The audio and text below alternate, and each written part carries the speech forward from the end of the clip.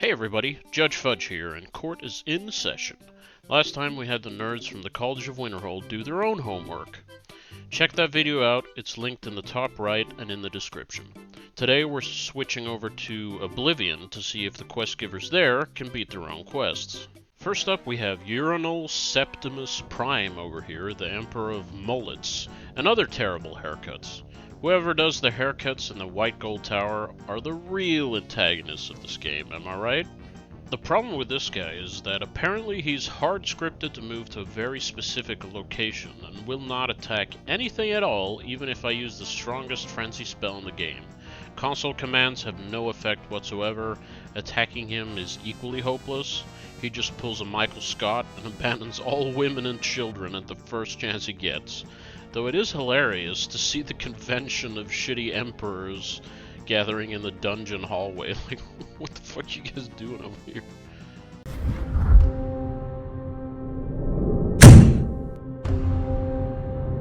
Just as a bonus, I did get him to fight two goblins after he was scripted to die. He kills them in one swing each, so if he wasn't programmed to be such a difficult little bitch, he would easily have been successful. Next up we have this guy. He's rocking the bald, but with a headband look. My guess is he had a lot of hair that needed holding back in the 80s, just like my dad. Other than that, there's not much to say about him.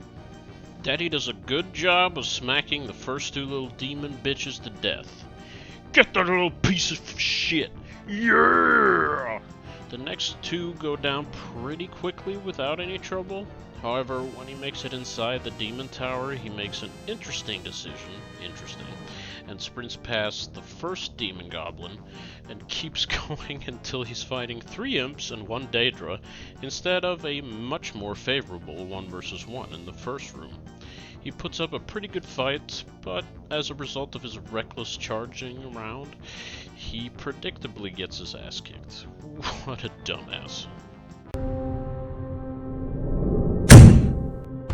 It's time for Martin Septim, to start his career as a professional quest beater. Fun fact, his mom was the Emperor's side piece, something like 35 years ago, and nobody seems to give a shit about that. Let's see if his fighting ability is better than his dad's royal pullout game, you know what I'm saying? He smokes the first guy in one hit of a spell I like to call Hand of the Emperor. I didn't bother to look it up, but that sounds pretty cool. It's like a deadly, shiny high five. Badass. He then teams up with Jauffre to kick the ever-living shit out of 3 cultists in a church. This guy is a monk, and his arena is the goddamn church itself. So much for turning the other cheek. Next on the docket, we have Baurus Johnson, or whatever his name is. He was in the opening part of the game, but nobody noticed and nobody cared.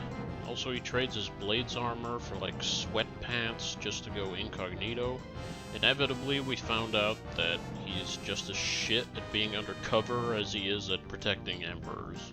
He does a good job hacking and slashing against the army of mud crabs that live in this literal shithole. It's not a high-level enemy at all, but it's promising. Then he meets a bunch of goblins and sends their asses back into the depths of Moria.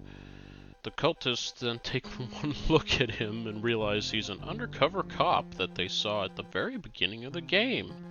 He slashes and thrashes and haxes and smaxes all over these doomsday freaks and manages to take one out. And then the main dude turns around and cuts him down like the weeds in an unemployed samurai's garden. Wah wah. This thing is an actual reptile who does magic tricks. Argonians in this game don't look remotely human in the face, so definitely avoid zooming in too close. Red, dead-eyed freaks. She comes out the gate pretty damn badass with a conjured axe, and she tanks all of their attacks, including a lightning bolt, straight to the dome. Then the cultist looks like they've got her on the run, but a keen eye will catch that she casts a greater healing spell and renews her defensive alteration spells. She keeps running, though, and picks up 2 additional cultists, which looks like she spelled out her own doom. but amazingly she busts out the lightning bolts and zaps the Jedi Council into oblivion like a reptilian Emperor Palpatine. God damn! In the next room, she starts off much the same by conjuring her axe and charging into the fray, but it looks like she gets quickly overwhelmed by the cultists and their lightning bolts. She then casts invisibility in an attempt to flee. Once again, she finds herself backed into a smaller room with 5 cultists wailing away at her. Unfortunately, this time it seems like she doesn't have enough firepower to take them out, and she goes down like a hooker on the Titanic. Now we come to everyone's favorite geriatric samurai with the dopest haircut in Tamriel. He goes to the barber and asks for a little bit off the top, and they get out the bone saw. Anyway, he needs to kill some spies that are, like, spying and shit. He absolutely destroys the first spy cultist lady in 4 swings of his fully erect katana. I haven't played Oblivion in a while, and I got surprised when I was just walking to Bruma and the quest NPC shows up and starts attacking me. Not a great spy if the little first thing they do is break their own cover and attack you immediately. The second dumbass goes down just as easily, and that's the end of an extremely underwhelming quest.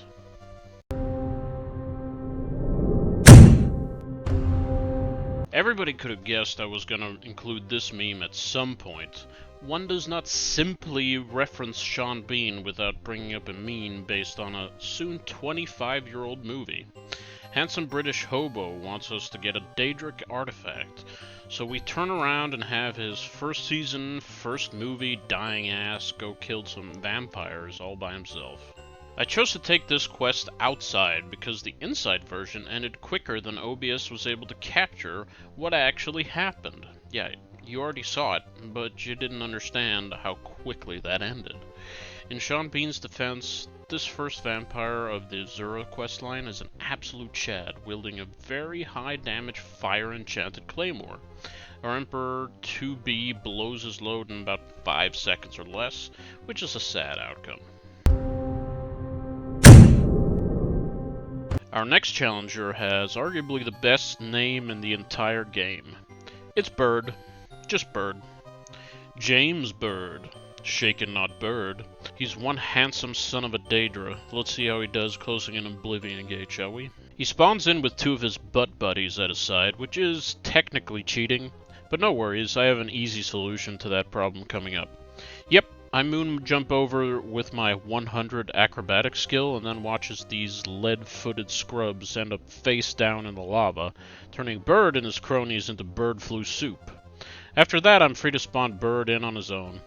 Such an elegantly barbaric solution that you might liken it to a symphony played over the sounds of people being burned alive in lava.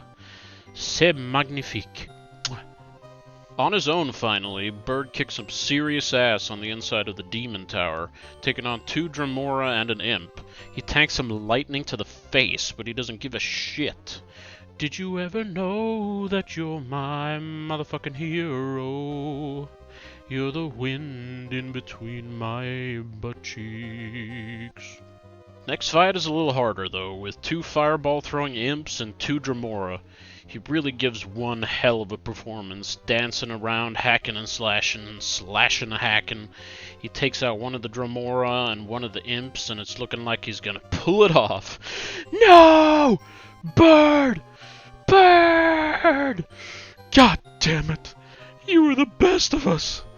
The best animal, except for a cat, or a dog, or a bear, or a tiger, or really any other goddamn animal. God damn it, Bird.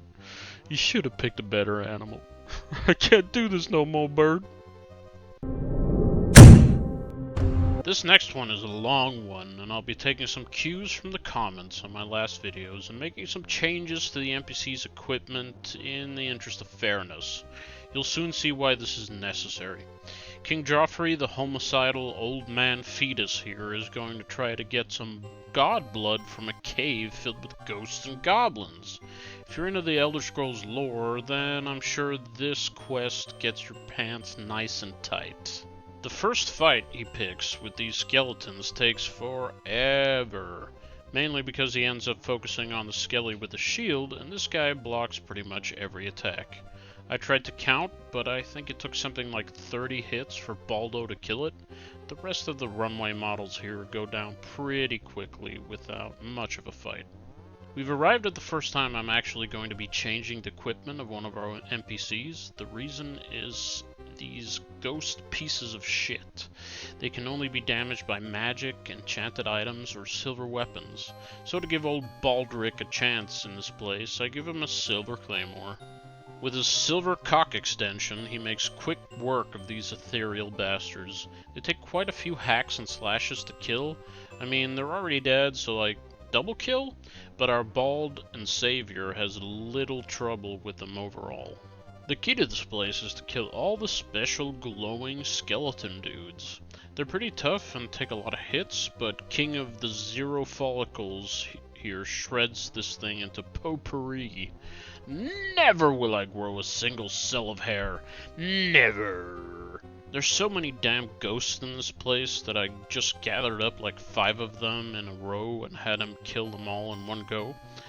The enemy variety in this game is pretty shit, to be honest. It's never more than 2 types of enemies per dungeon in this goddamn game, and, you know, it's more or less the same in Skyrim. I guess Todd can't count to 3. Either that or a different looking skeleton or ghost would break Bethesda's entire fucking budget. Anyway, our bald daddy samurai Chad kicks the shit out of the last glowy skeletons, which earns him the generic undead dungeon unachievement, as well as the Allspark or Mjolnir or Excalibur or what was it? Insert cliche fantasy quest item here. We're back on Sean Bean playing the role of a secret furry this time.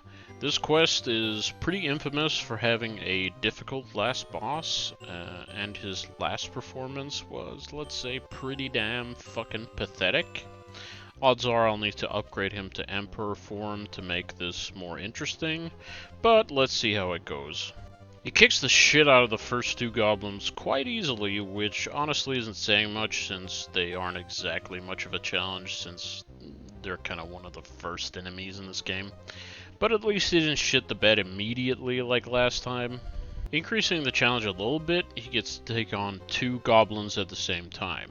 Here he gets to flex a bit with his lightning enchanted dagger, which, you know, does a lot of sparky stuff on the enemies. He then gets into a legitimately challenging fight with 3 goblins and a skeleton. Here he really deals out some punishment. Comparing this game to Skyrim, it is interesting that they gave an enchanted weapon to an NPC. As far as I know, this really only happens once in Skyrim with Asterd and the Blade of Woe, and in that case the weapon itself is significant as a reward that the player can attain at the end of a questline. In this case, in Martin's case, they just gave him a lightning dagger because they thought he should have one. I mean, the player can't attain it, it's just for him. Anyway, he smacks the shit out of the goblins and then straight up exorcises the last skeleton with his holy hands like Keanu Reeves and Constantine. Praise the Lord! Well, we made it to the last boss, and I'm not even gonna show you what happened when Vanilla Martin went up against the skeleton lord of Miskar, Scandinavia. Instead, look at this sexy beast right here. He looks like he impregnated 12 women just by looking at him. God damn! In his full Autobot armor, he absolutely dumpsters this million-year-old jerky puppet in a matter of seconds. He then turns around and sends the 3 remaining zombies back to the afterlife with a note that says, "Please make sure this guy wears a diaper the next time he's raised from the dead, because I just beat the ever-living shit out of him." Old Sean just can't get enough because he's already back for the next quest. In his most seductive pose, he asks you to steal a big old demon stone from a big demon door. Let's see how he handles that on his own. So I had a bit of a problem with this first part of the quest, because apparently every single instance of both Martin and Jauffre that I had spawned with a console so far gathered for this fight. It looks hilarious and definitely makes for entertaining content, but we don't learn much from it. Luckily, there are difficult trials beyond the Great Demon Gate where we can test Martin's abilities. Yeah, get him, my bald bathrobed army. The only problem is that Martin just won't attack anything. It doesn't matter if I cast Frenzy on him or on the enemies. For whatever reason, Todd just didn't want to make the Daedra and Sean Bean enemies at this point in time. What a crying shame. This'll earn him the bitch award for sure. The last doable quest in this run is once again our Lord of Memes, Martin Sean Beam Septimus Prime! I'll explain why this one is the last doable one later, but for now, Sean Bean has a date with James Cameron to see if he can get a part in Avatar 37, Blue Space Indian vs. Cowboys. Interestingly, we have the reverse problem of the last quest. Here the enemies won't attack Martin. What's his name again? They just stand there and take the punishment. And yes, I did trigger him to attack by choosing the dialogue option that would have that happen, but the faction settings and or aggression settings in this game are apparently a lot more convoluted than that of Skyrim. Thankfully, the enemies inside James Cameron's sex dungeon are willing to cooperate. He stomps the shit out of the fire ladies and cultists and demons and what have you. And yes, Martin is pantsless, mainly because the magical enchantment bonuses come from the chess piece of the Emperor set. But also, it looks a lot funnier to see him running around waving his dick around at these demon cultist weirdos. The pantsless Emperor continues to absolutely destroy the rest of the Daedra in the cave. At one point I actually forget to add the Emperor armor, but he still kicks ass. With some serious low-budget Titanic skills. Yeah. Lastly, we have James Cameron himself standing on his throne of alien tentacle penises and the fossilized remains of Leo DiCaprio's sex appeal. Turns out that Cameron doesn't need to lift a finger. The inflated budget of his piece-of-shit blockbuster movies crushes poor old Sean Bean's spine, along with a GDP of at least a baker's dozen of developing nations. If you made it this far, then, I'll break the secret to you. I think James Cameron is a shit director who makes hacky, trite pieces of trash. We've arrived at the final mission, and the reason I consider the James Cameron standoff as the true last mission of the game is that this one only requires you to run from point A to point B. You do need to talk to Sean Bean before you enter the Temple of the One, but no combat has to be completed. There's no enemies that need to be killed at all. Call it what you want, but this mission requires no action other than getting Martin to follow you to where he turns into a big Dragonite to kill Big Red Machamp. All in all, I count 4 completed main quests by the quest givers in Oblivion. Not a great final count, but it is one whole quest completion better than the main quest givers in Skyrim. As always, if you like this trash, subscribe. There's plenty of more to come. I'm Judge Fudge, and court is adjourned.